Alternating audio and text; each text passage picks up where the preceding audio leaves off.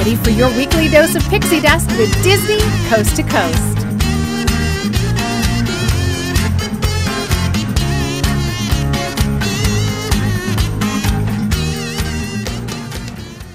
Hey folks, and welcome to Disney Coast to Coast, the ultimate unofficial Disney fan podcast. I'm Jeff DePaoli. And I'm PatrickzFilms. And thank you to you viewers and watchers and everybody out there, because once again, now we have another Disney time capsule segment. Thanks to the folks out there. I apologize if I pronounce these incorrectly. Ismael Gracia Ruiz and Edgar Peinado, I believe, are the two names. What do you think? Did I do a good job with that? Sure. Thank you, because you sent us videos. We were talking about Disney California Adventures time capsule last week, and we were talking about Disneylands and saying I was wondering if there's a video about that. You guys, there is, and you sent us the video, so thank you, and we checked it out.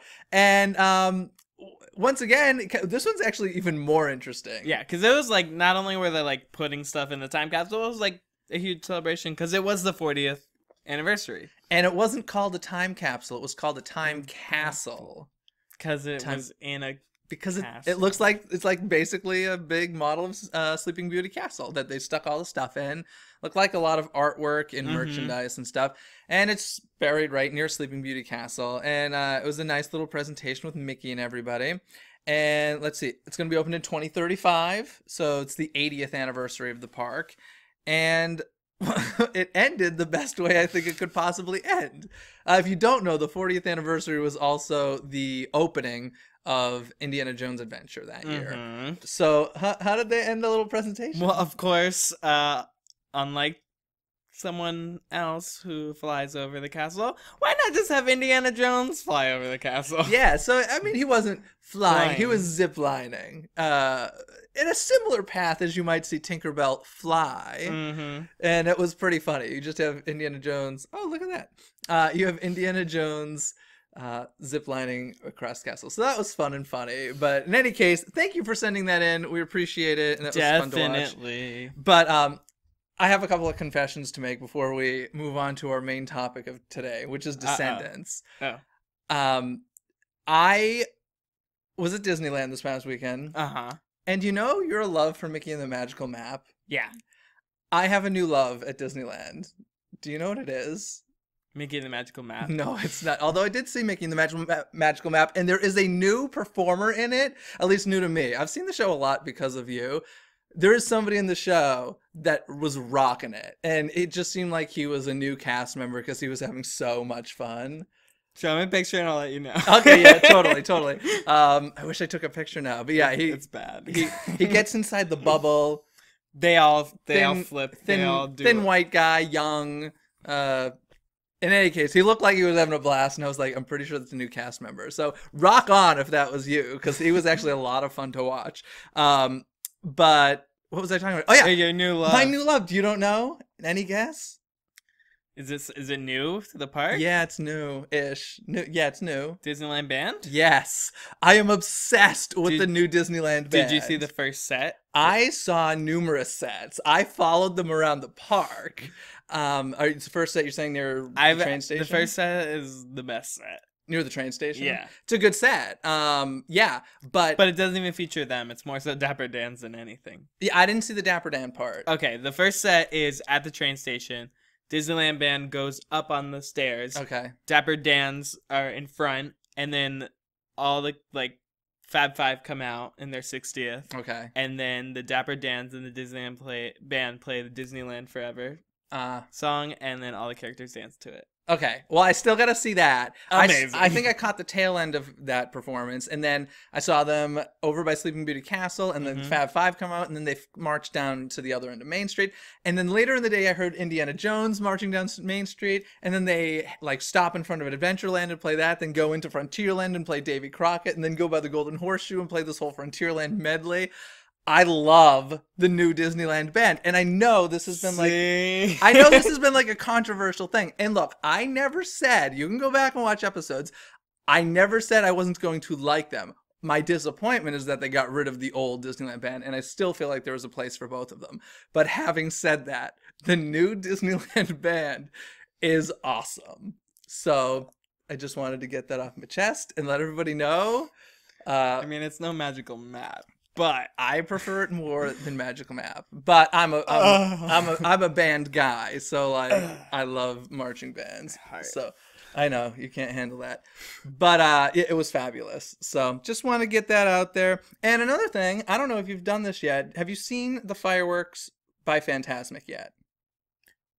no. Favorite spot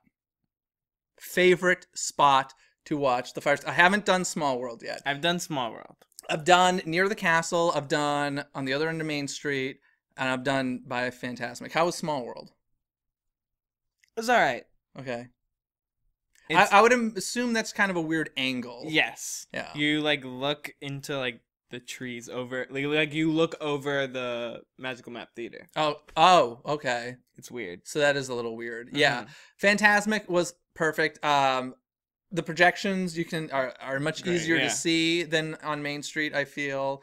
They do shoot off pyro on Tom Sawyer Island, which I was not expecting.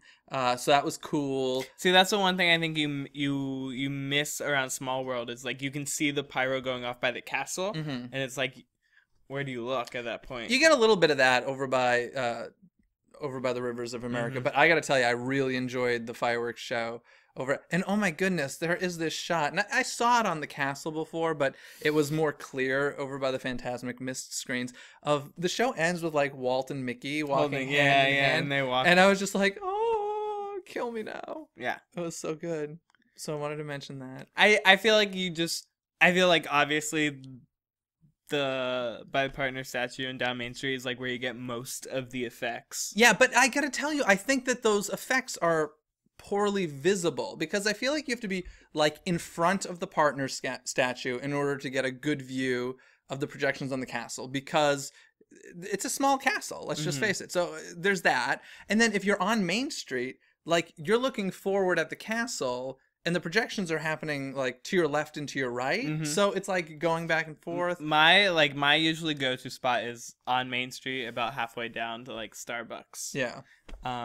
Because I also like the Little Mermaid section with the inflatables. See, I don't like those. I do. I think that they're really tacky, and I've never liked. I think no one expects it. It's because literally when it happens, everyone goes, "Ooh!" But when you're on Main Street, do you see it? Because I feel like they're so high up, you'd be like, no. Especially like if you go middle down Main Street, you just see it like in full. Okay, because I saw it on, like from the railroad station. And I was like, obviously you see the effects there. But like I remember I think it was when Remember Dreams Come True. No, it was when Magical premiered. That show originally ended with a giant confetti burst over Main Street. And I was like, that's going to be the first thing to go. And it was. And I feel like those inflatable things are going to be like the first thing to go away from Disneyland Forever fireworks. Do you get snow over there? Yeah. Lots of snow over by Rivers of America during Let It Go. And so in any case, I really enjoyed it over by Rivers of America. And I wasn't sure I would. Like, I knew that they were promoting the fact, like, watch it from these different locations just so that people would kind of disperse throughout the park. But I actually think they did a fantastic job putting on a show over there. I think that really one main reason why I've never seen it over there is it's not close to the parade route. Oh, see, for me, I saw the first Fantasmic and just hung out there, so. You gotta see Paint the Night. Yeah. Small World, Main Street. Fair enough. But you should try it. Of course, now I'm going to try Small World at some point as well. We'll see. So one other small thing I want to mention is a correction, I guess, although I'm still not 100% sure, but I'm like 99% sure now. Okay. Last time we were talking about the photo pass and how they have the watermarks now. In the park on Saturday, they did not have watermarks over the screens that you could like take a picture of. At Walt Disney World? No, here. Okay. Yeah. Here. They never Oh, is it only at Walt Disney World? Wait a sec. I thought the watermark thing was like universal. No. So you're saying at Walt Disney World they have watermarks on the screens now? Because from what I was researching, it's only when you look online. Yes. Okay. It is. Last week I had said like on the screens when you got off the ride. No. So I was wrong. Correcting It's only when you get a photo pass card and then you look at the photos online. There we go. I stand corrected. So, yeah. So you can still snap your little cheap photo of the screen. I did that on Sunday. Yay! Which ride? Space Mountain. Okay, good enough. Cool. And before we move on to Descendants, I want to talk about one other thing, because a lot of you have been commenting on our YouTube channel, and thank you for that. We love that. Because we were asking what were some of your favorite opening day attractions, and I have to say, there's a lot of confusion out there. And don't worry, if you answered, you know, a ride that wasn't opening day, it's fine. You're still entered into the contest. Maybe. No, you are. Don't worry about it. And if you haven't entered the contest, go to DisneyCoastToCoast.com. Check it out. You got a few more days to do that for the big 60th prize giveaway thing. So, but yes, I just wanted to go through the list of attractions that were actually there on opening day, because Pirates was not, like a lot of you think, and there's a bunch. So, Pat, we want to read the list? We will start. I have my list right here. First, Autopia. Opening day. Although not Autotopia. Women were not allowed to drive. They were, but we gave them extra room. They were, but Art Linkletter was not a fan of that. If you don't know what we're talking about, check out the opening day Dateline special. It's hilarious. Fun times. That and Aunt Jemima. Yeah. Also, obviously, Disneyland Railroad was their opening day. The Square Station over by New Orleans. Jungle Cruise. Opening day attraction. Now that's one, if I had to guess, I would have thought maybe came a little later. That's a pretty like high-tech attraction for opening day. Yeah, I remember seeing like old like construction photos, like pre-Disneyland of them doing. Gotcha. So like, yeah. He remembers being there. I remember. King Arthur's Curse, said Mad Tea Party, the teacups, not Mad Tea Party, not the band. The teacups, Alice in Wonderland's teacups. Mark Twain Riverboat, Mr. Toad's Wild Ride, Peter Pan's Flight, which has been refurbished, but actually, Nana is the still animatronic from opening day. Fun fact. Snow White's Scary Adventures, so scary. Storybook Land Canal Boats, fun times. And that was opening day. That's opening day. There were also like donkey rides and stuff, but of the stuff that's there now, that's the stuff that was opening day. Now, a little later, very shortly after, on July 31st, the Casey Jr. Circus train opened. And that was like a couple days. Yeah, and then August 16th, basically a month later, Dumbo. Woo! So, of course, there were other attractions that don't exist anymore, but that's the list of stuff that currently exists that was there opening day or soon thereafter. So, Pirates of the Caribbean in Haunted Mansion, ladies and gentlemen, if you didn't know, actually opened about a year or so after Walt's death. There were some of the last attractions he worked on. So just wanted to put that out there and give you that info, because a lot of you have been answering wrong. But that's fine, as long as you're enjoying yourself. Now you know. Now you know. And knowing's half the battle. G.I. Joe, right? Different company. Oh. Anywho, shall we move on to our main event? Yes. On 3. 1, 2, 3. Magical map. Okay. No. Descendants. I guess. Ladies and gentlemen, Descendants, the Disney Channel original movie, premiered this past Friday evening. And if you have no clue what we're talking about, well, everybody knows, because it got 6.6 million viewers. That's a lot. It was the #1 cable TV movie of 2015. Wow. Well, what was it against? I don't know. I was just having this conversation with somebody else. I know. I love it when they get very specific. It was the #1 movie to premiere on a Tuesday night at 8 p.m. You know, they get so random sometimes. But okay. #1 cable TV movie of 2015. Descendants. Let's just say we watched it together. We watched it. Overall impression. I feel like I need a second viewing. I can agree with that. I don't know if I want to have a second viewing. I can sit through it again. Okay. Yeah, we watched it late. That's true. Oh, were you tired? I was. Did you fall asleep? No. Okay. But I feel like I need a second viewing. Overall, mixed reviews. There are things I liked about it. There are things I didn't like about it. Okay, what did you like? I actually liked the characters. The kids? Yes. Did you have a favorite? Because I definitely did. I liked Evie. Which is the Evil Queen's daughter. Okay. Interesting. Yeah. I liked Cruella's son. I feel like I thought he was very spunky. I really liked him. Yes. Although I felt like all of them had, I don't know, were like close to their parents, and I felt he was like mom. He didn't look. He was like no. He was like never like close to like there was that struggle between Mal and Maleficent. Like, gotcha. Oh, I want my mom to be proud of me. And that was then, such a good impression. And then the Evie's like, oh, my mom only taught me to be beautiful. And then he's like, my mom was just crazy. It was like, my mom taught me to be afraid of dogs. Yeah, that was it. Yeah, I liked that character. Like, let's just go scale 1 to 10. What would you give it? Off of what? Like DComs in general, or off of like just an enjoyment factor. Like, I mean, it's a Disney Channel original movie, so. But they used to be fantastic, so I wouldn't like. 6. I'd give it like a 5. 6. 6. I'll take a 6. Yeah, it's look. I think we can all say concept really cool. Oh yeah. I think like from the beginning. We've all been excited about that. Yeah, concept. When I first heard about it, I was like, yes! Yeah, it's a cool concept, the children of the villains. We spoke a little bit about the first 6 minutes of it last week. I think one of the things that is most disappointing to me was, and I will admit, you may not even know this, but upon first viewing of High School Musical, I was not a fan. Mm-hmm. I did not like it. I have grown to love it for what it is. But the one thing with High School Musical that I've always loved since first viewing was the music. I thought the music was super catchy, super fun, got stuck in your head, and I really enjoyed it. I didn't feel that way at all about Descendants. Yeah, and there wasn't even that. I think there was like 4 songs. 4 songs. It wasn't even that much of a musical, which is okay. I mean, it's not called Descendants the Musical or anything, but it was surprising considering it was Kenny Ortega and they had Kristen Chenoweth, who's a big musical theater person. There's that song. Wasn't there a song called Ridiculous? Ridiculous. The song was ridiculous. Yeah, it was ridiculous. And of course, we've spoken about the Be Our Guest cover, which was an atrocity, especially since it was the only cover in the movie.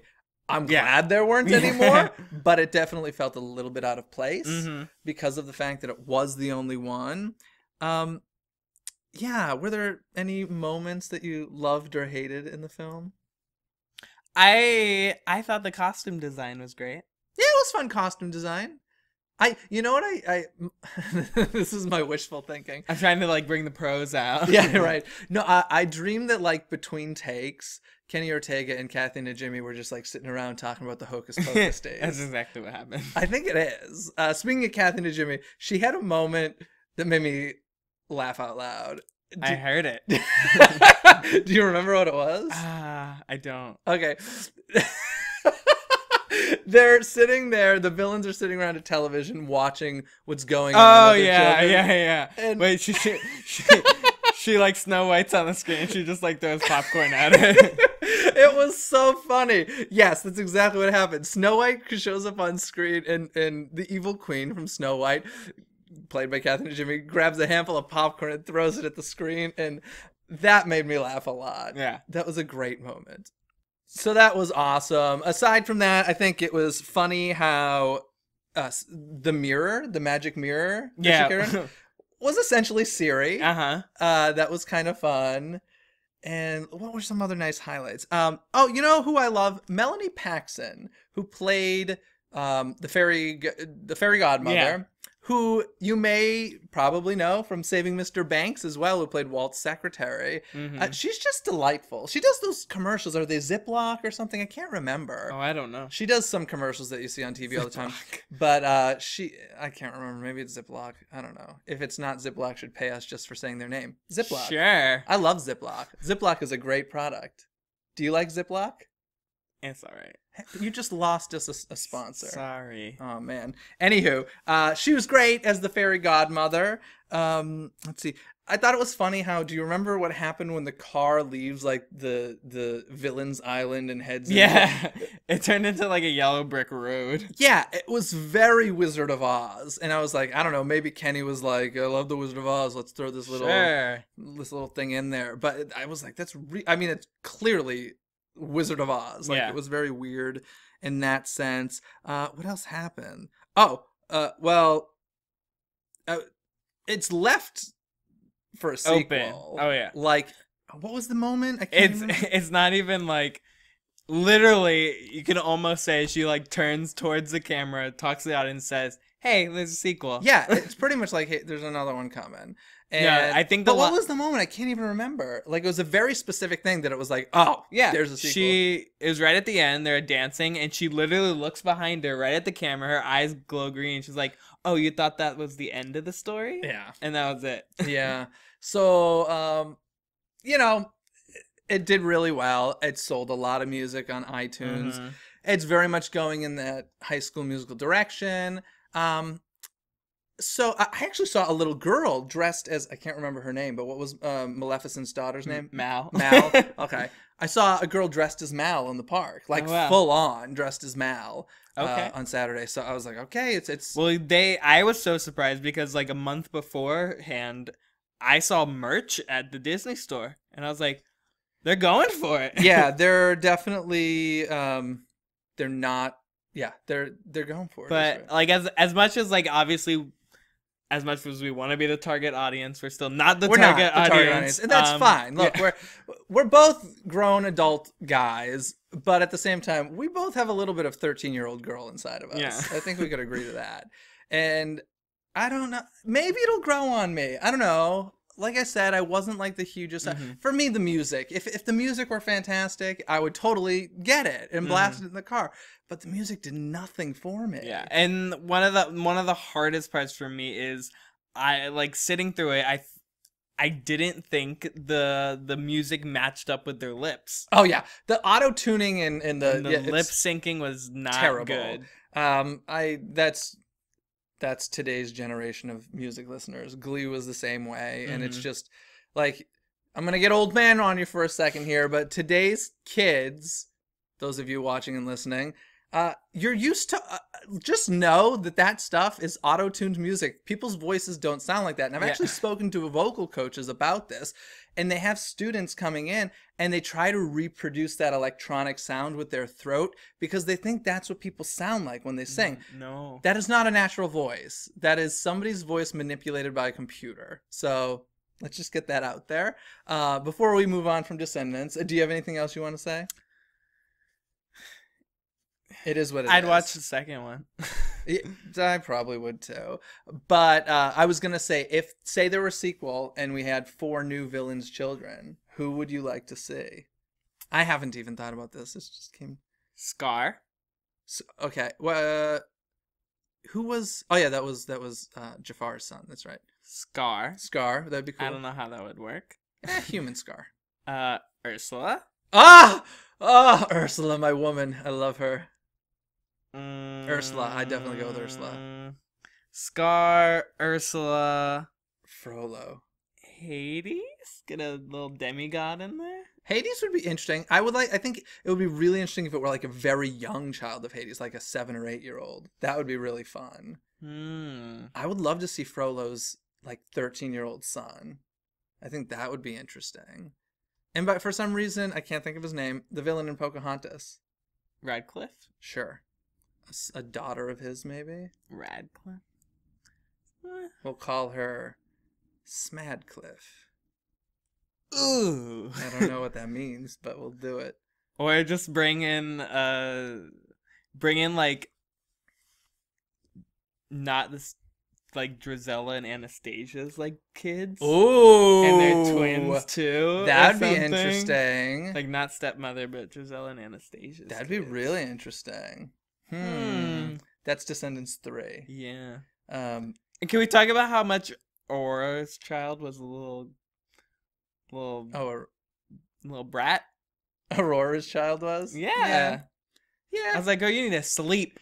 Yeah, put her to sleep. Boom. I did like the kid who played the dopey son. Okay. Oh yeah, he was fun too. Yeah, it was. Look, Descendants. It is what it is. If you're listening to our show, you probably watched it. You have your own opinions. Let us know. Shoot us an email, disneycoasttocoast@gmail.com, or leave us a message below on YouTube. Would love to know what you thought of it, or what child of a villain you want to see. Yeah, I think that's a really fun game. God, there's so many. I would love to go like really random with that. That would be like, what about like I don't know, those 2 bozos in 101 Dalmatians who are like catching the puppies for You really have Cruella. Cruella. It's true. I thought Cruella was a good one. I thought they made a good choice. But here's not. We're going on so many tangents here. But when did like Maleficent become the queen of villains? Which I believe she unofficially has become. Yeah. But when did this happen? I don't know. I feel like not only have like shows and other like spin-offs like this promoted it, but like it's definitely in the parks too. Like Fantasmic, obviously. Totally. She's the mistress of all evil. The Castle show at Magic Kingdom, she's the mistress of all evil. So I feel like it's more so like the parks that have just made it so. You know who I think should have like a spin-off Descendants, maybe animated TV series? The children of Hades and Chernobog. Best friends. That'd be so weird. That'd be awesome. These two demonic characters. Anywho, that's our thoughts on Descendants. I hope you enjoyed it or watched it or, whatever. I'll watch it again. I'll let you know what I think. Maybe I'll watch it in like a year. I'll probably watch it again before Descendants 2 comes out, which is probably already in pre-production somewhere. We'll see. So we'll see what happens there. So let us know at D23. Yeah, let us. Yeah, right. That's a big announcement. Greenlit sequel for Descendants. Woo! I'll go to that panel. So just a few other little things before we end our show this week. We were talking, I guess, many weeks ago at this point about how Innoventions at Walt Disney World, Epcot, was kind of like shutting down. Everything was closing. Yeah. We thought they had some grand plans for this. Not so grand plans from what it sounds like. More exhibits. Colortopia is coming to Innoventions. I don't know how you pronounce this. Is it Glidden or Glidden? The paint company. I have Glidden no or Glidden. idea. I don't know how you pronounce it. One of those. They're sponsoring it. It's basically an exhibit about color. And there's going to be wonderful world. That was really good. Yeah. So that's coming to Innoventions. It seems very random and Innoventions is always random. Like it really is. The purpose of I feel like Innoventions is interactivity, and they try to bring learning and technology with interactive exhibits. They don't last very long, but cool. So we're gonna learn in Colortopia that if you mix blue and yellow, you get green. Green. Very good. You know that because it's your favorite color. It's true. And he also tends to spill blue paint and mustard together all the time, right? That's like a thing for you. Mm-hmm. When he's putting on blue makeup for some cosplay thing. Avatar. There we go. Anywho, that's so random. We're so random tonight. On top of that, Disneyland annual pass holders are finally getting an app about 1 billion years later than everybody else. Huh. It's going to be an app. By the time you see this, it will be out. And it's for park entry, so you can hook up your annual pass to it. Yes. And it'll have wait times, dining info, kind of like character meet and greet locations, stuff like that. But it is not part of My Disney Experience, as people would like assume. My Disney Experience, but yeah, My Disneyland Experience. Yeah, but it's not like my Walt Disney World experience. So like they really could have made it all one thing, but they didn't. It's not good for fast passes. You still need your card for a fast pass. So like I feel like if you still have to bring the card in the park anyway, why not just use it to get in the gate? My guess is this is like an entry level type of thing, and eventually they will get to it. Well, this could be handy because I have actually left my annual pass in my car in the parking garage and had to walk all the way back to go get it one time. So for the day, you'd just be like, forget it, no fast passes. Yeah. Yeah, that's a good point. It's far. But my guess is they'll probably eventually add the fast pass thing. This is an entry level, I believe, anyway. So we're getting an official app for that. Speaking of apps, I want to mention that now you can get the official D23 Expo app. Yes. It was released, and I haven't looked too much at it because our entire episode next week is going to be all about the D23 Expo and preparing for it and what we're excited about and what we hope gets announced and all that fun stuff. And then the week after that, we'll be all about everything that happened at the D23 Expo. So much D23 coming your way. Of course, we're very excited. As you may or may not know, Patrick and I actually met at the last D23 Expo, and that's how Disney Coast to Coast started, folks. Yeah. So it's kind of a special little event that I'm excited about. And shall we head to some... Trivia? Yeah, let's do it. Let's Trivia do time! Okay, folks, today we have Tony here from Disney Parks Podcast. Now, Disney Parks Podcast is your source for Disney Park news and information from the Disney parks around the globe, including in-depth interviews with your favorite Disney authors' voices, and so much more. You can find them at DisneyParksPodcast.com. Thank you, and welcome to the show, Tony. Thank you for having me on. It's great to be here. Excellent. Well, we have some Magic Kingdom trivia to get through today, right? We do. Excellent. Why don't you try and stump us first? Okay, one of my favorite attractions is the TTA. It's probably everybody's favorite. But can you tell me how many electromagnets are on the TTA? TTA? Tomorrowland Transit Authority. Oh, okay. Tomorrowland People Mover. Yeah. People Mover. What is the official name now? Do they call it? The official name is Tomorrowland Transit Authority People Mover. Oh, Rolls right off the tongue. How many magnetic? Oh my goodness. Yeah. A lot. I'm going to guess thousands. Let's see. Really? I would, because the magnets are like along the entire track, right? Yes. And so that would be, that's like over a mile, I believe. Well, it's about 5,464 feet, but that's not important. It's a guesstimation right there. God, my guess is going to be around like 4,000. Okay. Patrick, what's your guess? I'm trying to think if it's like along the whole track or is there just like one every couple feet? Well, I was just because this could be a trick question. It's like, it's one magnet the entire time. It might be that as well. So I'm between 1 and 4,000 somewhere. I'm going to say like 52. 52, good number. One for every week of the year. Okay. The correct answer is 533. Okay.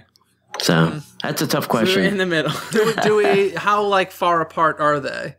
Do we know? That I'm not sure. Yeah, that I'm not sure. But I know like some of them are, I don't know if it's like stronger than others, but at a couple points it picks up a good amount of speed. Yeah, it picks up some speed. Those magnets are stronger, working harder. Well, that's interesting. What was it? 53? You said 500. No, that was his guess. Yeah. 533 was the total. 533. And how many feet did you say it was? They're saying the track is 5,484 feet. Okay, so they're pretty far apart from one another. Yeah. Huh. I bet you could do a little division there and figure out. But we're not going to do it in this show. No, we're not. or in my head. Yeah, exactly. Great. Well, we have a little number trivia as well. Okay. Do you know how many towers/spires are on Cinderella's castle? I am going to guess 8. 8? 8. Around the whole thing? Around the whole thing. There is actually 18. Ooh. See, I had an 8 number. Yeah, just add a little 10. Yeah, there's a lot of like smaller ones. Yeah. And behind the castle as well. All right. Very cool. Very cool. Cinderella. I wonder how much Sleeping Beauty Castle has. That's another thing. And now it seems like they keep adding spires on, even though like they're not part of the castle, they just like put them next to the castle and like, yeah, sure, whatever. That's perfect. Well, somebody told me that the Tokyo Disney Castle, their spires out front that they built can shoot water and flames. Oh, do they have like a nighttime spectacular in front of the castle? I know Paris they do. Does, right? Yeah. So, it seems like whenever they add towers of sorts, it's usually for some sort of hiding equipment that they're going to use for lighting or whatever. So I guess keep adding them because I love nighttime spectaculars. So. Yeah, well, we're hoping that happens here in Florida, that the new stuff they're adding will shoot flames. Oh, the new spires they're putting in. Yeah, my assumption was, and I could be totally wrong, but since they've widened that whole area, I thought that maybe they're just trying to, like maybe it was starting to trump the look of Cinderella Castle, so they just started expanding out in order to, stop that from happening. But maybe you're right. Maybe they are going to be adding some stuff in there. Could be interesting. So, Tony, thanks for being on the show. That was fun. You can check him out at DisneyParksPodcast.com. Cool, guys. Thanks for watching. I just want to remind you, this is your last chance to sign up for the contest for the big 60th anniversary prize package that we have. Don't miss it. Don't miss it. There are 3 ways to enter. You can enter all 3. go to DisneyCoastToCoast.com and check out the contest page. And of course, you can connect with us on places like YouTube, and Facebook, and Twitter, and Instagram, and iTunes, and SoundCloud, and our blog post on Tumblr. Yay! Very nicely done. Very good. Anywho, guys, anywho, folks, that's gonna do it for us Nailed this week. it. We will see you next time. Bye. Thanks for listening to Disney Coast to Coast. Have a magical day. Basically, we all love Disney classic movies, and sometimes we all love going to the movies. And sometimes we've never even seen them on the big screen because they're so old. So there's a program going through select Cinemark theaters where you can actually go and see your favorite Disney movies on the big screen the way they're meant to be seen. Which is pretty cool. Yeah.